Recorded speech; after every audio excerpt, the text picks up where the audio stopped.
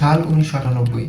24 April সকালে ঢাকার রাস্তায় পত্রিকার হকারদের মাঝে একটু বাড়তি তৎপরতা লক্ষ্য করা যায়। তারা গরম খবর বলে চিৎকার করছিল এবং মানুষের কাছে পেপার বিক্রি করছিল। সারা শহরে ছিল থমথমে অবস্থা। দেশবাসী এমন এক ঘটনার সাক্ষী হয়েছিল যা সবার বিবেককে নাড়িয়ে দিয়েছে। কারণ বাংলাদেশের শীর্ষস্থানীয় ব্যবসা প্রতিষ্ঠান ট্রান্সকম গ্রুপের মালিক লতিফুর রহমানের মেয়ে সাজনিন তাসনিম রহমানকে তাদের নিজ বাসায় নৃশংসভাবে হত্যা করা হয়েছে। মুহূর্তে এই ঘটনা চারিদিকে ছড়িয়ে পড়ে, স্থান পায় পত্রিকার প্রথম পাতায়। কিন্তু খোদ ঢাকা শহরের অভিজাত এলাকা গুলশানে কিভাবে ঘটল এই ঘটনা?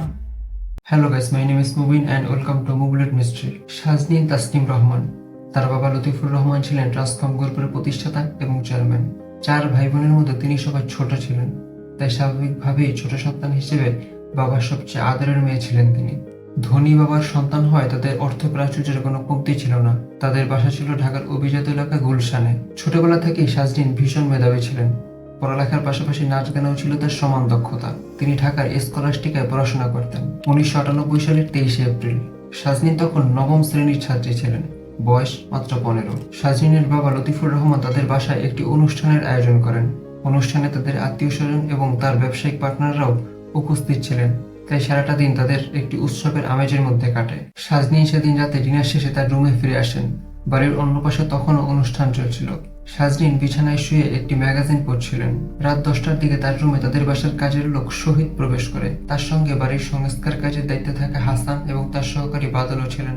তারা রুমে ঢোকেন এবং ভেতর থেকে দরজা বন্ধ করে দেন। তারা 15 বছরের সাজনিনকে জোর করে ধর্ষণ করেন।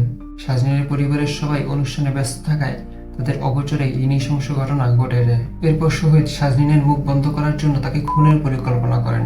তাদের 3 জনের সঙ্গে এই পরিকল্পনায় অংশ নেন গৃহ পরিচারিকা 2 বোন মেনু ও পারভিন। এছাড়া তাদের সঙ্গে বাড়ির কাঠমিস্ত্রি শনিরাম মণ্ডলও সহযোগী হিসেবে থাকেন। তারা সাজনিনকে উপর্যুপরি ছুরিকাঘাত করেন, ফলে সাজনিনের মৃত্যু হয়। মামলার নথি থেকে দেখা যায় সাজনিনকে অন্তত 20 থেকে 25 বার ছুরি দ্বারা আঘাত করা হয়েছে। হত্যার পর তার দেহ খাটের নিচে লুকিয়ে রাখেন তারা। পরিবারের লোকজন অনেক খোঁজাখুঁজি করার পরে তার দেহ খাটের নিচে খুঁজে পায়। তার বাবা লতিফুর রহমান ঘটনার একদিন পর 24 এপ্রিল গুলশান থানায় 302 ধারায় একটি হত্যা মামলা দায়ের করেন।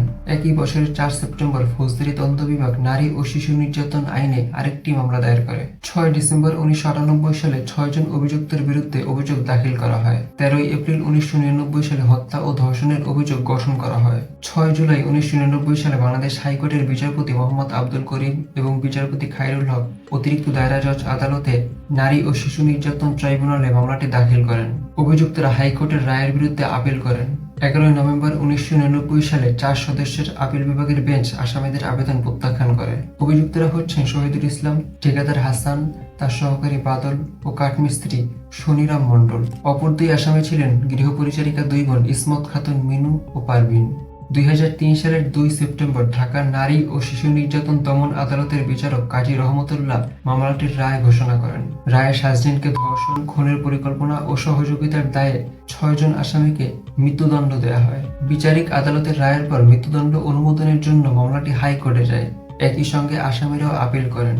10 জুলাই 2006 সালে বাংলাদেশ হাইকোর্ট অভিযুক্তদের মৃত্যুদণ্ড স্থগিত করে এবং শনিরাম মণ্ডলকে মুক্তি দেয়। এরপর 26 এপ্রিল 2009 সালে 4 জন আসামি হাসান, বাদল, মিনু, পারভিন আপিল বিভাগে লিভ টু আপিল করেন, অর্থাৎ তাদেরকে খালাস দেওয়ার জন্য তারা এই আপিল করেছিলেন। আপিল বিভাগ তাদের আবেদন গ্রহণ করে, কিন্তু এই মামলার প্রধান আসামি শহীদ আপিল করলে তার আবেদন খারিজ করে দেন আদালত। ততদিনে হত্যাকাণ্ডের প্রায় 18 বছর পেরিয়ে গেছে। 2016 সালের 29 মার্চ প্রধান বিচারপতির নেতৃত্বে আপিল বিভাগের বেঞ্চে হাইকোর্টে ফাঁসির আদেশ পাওয়া আসামিদের আপিলের শুনানি শুরু হয়। 3 সদস্যের ওই বেঞ্চে অপর 2 সদস্য ছিলেন হাসান ফয়েজ সিদ্দিকী ও মির্জা হায়দার। 5 এপ্রিল আরো 2 জনকে যুক্ত করে 5 জনের বেঞ্চ গঠন করা হয়। 6 এপ্রিল থেকে ওই বেঞ্চে আসামিদের আপিল শুনানি শুরু হয়।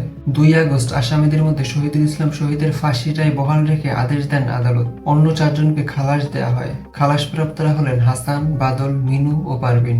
রায় পুনর্বিবেচনা চেয়ে আসামি শহীদ রিভিউ আবেদন করেন, কিন্তু আদালত তার আবেদন খারিজ করে দেন। আদালত এ ব্যাপারে বলেন, নিজ বাড়িতে সাজনিন তাসনিম রহমানের হত্যাকাণ্ড ছিল ঠান্ডা মাথার একটি খুন। এখানে নিষ্পাপ ও অসহায় একটি মেয়েকে ধর্ষণ করা হয়, যা ছিল বিশ্বাসঘাতকতা ও কাপুরুষোচিত একটি কাজ।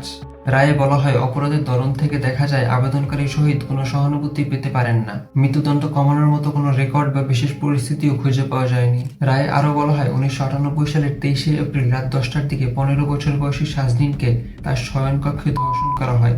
এরপর তাকে অমানবিক এবং নিষ্ঠুরভাবে হত্যা করা হয়। আসামি ছিলেন ভিকটিমের কাজের লোক। তার দায়িত্ব ছিল পরিবারের লোকজনকে নিরাপত্তা ও সুরক্ষা দেয়া। এর পরিবর্তে লালসার বশবর্তী হয়ে তিনি 15 বছর বয়সী একটি শিশুকে ধর্ষণ এবং পরে হত্যা করেন। 2017 সালের 29শে নভেম্বর গাজীপুরের কাশিমপুর কারাগারে রাত 9টা 45 শহীদুল ইসলামকে ফাঁসি দেয়া হয়। তার পরিবারের পক্ষ থেকে তার ভাই মরদেহ গ্রহণ করে। এরপর তাকে তাদের বাড়ি গোপালগঞ্জের মুকসুদপুর উপজেলায় নিয়ে যাওয়া হয়।